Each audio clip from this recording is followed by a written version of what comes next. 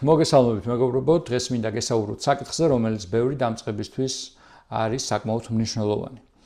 თუ რომელი მოტოციკლეტი ვიყიდო პირველად? შეიძლება ვიღაცამ გირჩიოთ, რომ მეგობარო იყიდე დაბალკუბატურიანი მოტოციკლეტი, განავითარე შენი მართვის უნარები და შემდეგ ნელ-ნელა გაზარდე მოტოციკლეტის კუბატურა. ვიღაცა გეტყვით, რომ ძმაო, იყიდე მაღალკუბატურიანი მოტოციკლეტი. არაფერი პრობლემა ეგ არ არის, ივლიმში და წყნარად არ გაგიტრუხდება დიდი ხანი. მე ამას არ ვეთანხმები, მაგრამ აზრი ყოველას მისი აქვს და იარსებებს აზრი ყოველთვის სხვისი მისი, რა ვიცი. მე ჩემს აზრს მოგახსენებთ ამ საკითხთან დაკავშირებით. გირჩევთ, რომ ავიღოთ დაბალკუბატურიანი მოტოციკლეტი, იმიტომ რომ რიგ შესაბამისს გვაპატიებს რაღაც შემთხვევებში მაღალკუბატურიანი მოტოციკლეტისგან განსხვავებით. სანამ პირველ მოტოციკლეტს ავარჩევთ, უნდა ვიქონიოთ ხედელობაში ის ფაქტი, თუ რამდენი წლის ვართ ჩვენ, რომელი კატეგორია მართვის მოწყობა შეგვიძლია ავიღოთ და რა გაბარიტები გვაქვს ასევე. თუ ხართ 17 წლის ასაკის ყმაწვილი, ან ყმაწვილ გოგონა, არ ვიცი როგორ უნდა ვთქვა, თქვენ გაქვთ მხოლოდ ის ვარიანტი, რომ აიღოთ A1 კატეგორია, რომელიც მოიაზრებს 125 კუბიან მოტოციკლეტს, რომლის სიმძლავრეც არ აღემატება 11 კილოვატს. ასეთი მოტოციკლეტები არის საკმაოდ ბევრი. 125 კუბიანი მოტოციკლეტები ყავს Honda-საც, Kawasaki-საც, Yamaha-საც, Suzuki-საც და რიგ ჩინურ ბრენდებსაც. შეგიძლიათ აიღოთ ეს მოტოციკლეტები და იაროთ A1 კატეგორიის მართვის მოწმობით, მშვიდად, წყნარად და ბედნიერად. ამის შემდეგ გვაქვს კატეგორია A2, რომელიც მოიცავს მოტოციკლეტებს, რომლის სიმძლავრეც არ აღემატება 35 კილოვატს და მასისა და სიმძლავრის ფარდობა არ არის 0.2-ზე მეტი. ასეთი მოტოციკლეტები არის Ninja 400, CB 400, Honda Rebel 300 და ასე შემდეგ. ძალიან ბევრი მოტოციკლეტები არის. შეიძლება რაღაცები გამომრჩეს, ამიტომაც გთხოვთ, რომ დაწეროთ კომენტარებში, რაც მე გამომრჩება, რომ გაუზიაროთ ერთმანეთს ეს ცოდნა. და A2 კატეგორიის შემდეგ გვაქვს სრული კატეგორია. A კატეგორია. რომელსაც რო აიღებ, შეგიძლია აიყიდო ნებისმიერი მოტოციკლეტი, ნებისმიერი კუბატურით, იყო ბედნიერად, მშვიდად და არ იდარდო სიმძლავრეზე, სიმძლავრისა და წონის ფარდობაზე და ასე შემდეგ. ახლა კიდევ გეტყვით იმას, რომ როდესაც 24 წლის ასაკში აიღებ A1 კატეგორიას, ეს იმას არ ნიშნავს, რომ პირდაპირ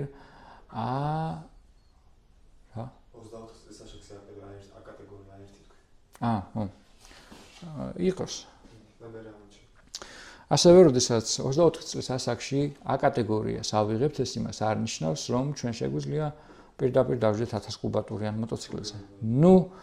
როგორ არ შეგიძლიათ, შეგიძლიათ დაждეთ, მაგრამ მაინც ჯობია დავждეთ ცოტა დაბალკუბატურიან მოტოციკლეტზე, ვისწავლოთ მოტოციკლეტის მართვა, დამიჯერეთ სჭირდება მოტოციკლეტზე სწავლა, სანამ დავждები და ქუჩებზე გავალთ და შემდეგ უკვე 1 წლის მერე მაინც გადავждეთ სხვა უფრო მაღალკუბატურიან მოტოციკლეტზე. რა შეგვიძლია პირველ მოტოციკლეტად ვიყიდოთ? გვაქვს A კატეგორია, არ გვინდა 125 კუბიანი მოტოციკლეტი, გვინდა რაღაც უფრო სერიოზული მოტოციკლეტი, რო შეხედავ ეს რა მაგარი მოტოციკლეტია.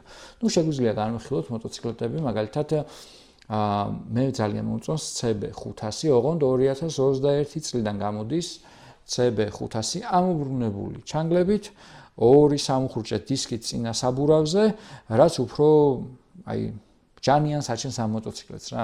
ვისაც ასეთი რამე გაინტერესებთ, ეს CB 500 შეგიძლია განიხილოთ. ოღონდ 2021 წელს ზევით. 21 წელს ქვევით CB 500 გამოდის 1 სამუხრუჭე დისკით და რაც დიდად ლამაზი არ არის, მე თუ მკითხავს ადამიანი. მიხვდება მიმხედრი რატომაც ვამბობ ამას. გვაქვს ასევე თუ ამისთან ნიუანსებს დიდი მნიშვნელობა არ აქვს თქვენთვის Ninja 400, Z400, რომელსაც აქვს 1 სამუხრუჭე დისკი, საკმაოდ ბიუჯეტური მოტოციკლეტებია და ძალიან პოპულარულია საქართველოში. CB 500 თუ დადის 1, Ninja 400 დადის 99 რა, მოკლედ რო გითხრათ. ასევე დამწყებებისთვის არის საკმაოდ გემრიელი მოტოციკლეტი CB 500, Rebel 500, CB 300 შეგვიძლია განვიხილოთ, რა ვიცი.